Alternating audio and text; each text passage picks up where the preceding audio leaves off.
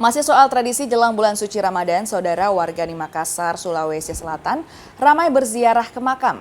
Mereka datang mendoakan keluarga yang telah meninggal jelang bulan Ramadan tiba. TPU Rapokaling di Kecamatan Talok, Kota Makassar, Sulawesi Selatan ini ramai dikunjungi warga. Mereka datang dari berbagai daerah untuk membersihkan makam sekaligus mendoakan keluarga mereka yang telah tiada. Setiap jelang Ramadan, TPU di Makassar memang ramai dikunjungi warga. Ini tradisi tahunan bagi warga menyambut Ramadan dengan mendoakan keluarga yang telah meninggal. Ya, setiap tahun menjelang bulan suci Ramadan, kami bersama keluarga datang ke sini untuk berziarah. Ini adalah salah satu tradisi keluarga kami.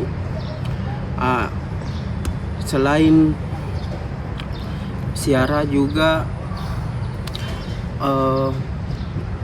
datang untuk menengok orang tua kami yang lama meninggal ini. Ini juga bagian dari silaturahmi yang keluarga yang masih hidup untuk selalu mengingat adanya kematian.